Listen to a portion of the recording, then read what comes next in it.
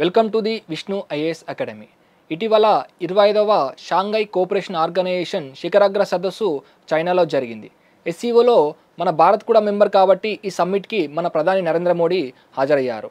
So ఈ ఎస్సీఓలో మనకు భారత్ కలిగిన లాభాలేంటి? సో ముఖ్యంగా 4 విజయాలు సాధించిందని చెప్పుకోవచ్చు. మొట్టమొదటి చూసుకున్నట్లయితే దౌత్యపరమైన విజయం. ఎలా అంటే పహల్గామ్లో ఉగ్రదాడిని ఈ ఎస్సీఓ సమ్మిట్ ఖండించింది.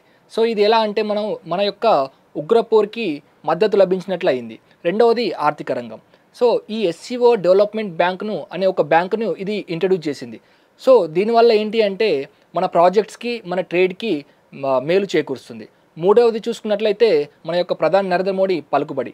ఎలా అంటే మన నరేంద్ర మోడీ ఇందులో త్రిముఖ వ్యూహాన్ని చెప్పడం జరిగింది. ఒకటి security, connectivity and opportunity. So దీనికి కూడా మద్దతు లభించింది. నాలుగవది చైనాతో చర్చలు. సో 7 సంవత్సరాల తర్వాత చైనాకి భారత్కి మధ్య చర్చలు జరిగాయి. సో సింపుల్గా చెప్పాలంటే ఈ యొక్క సమ్మిట్లో దౌత్యపరమైన విజయాలు కాక మరియు ఆర్థికపరమైన విజయాలు సాధించినని కూడా చెప్పుకోవచ్చు.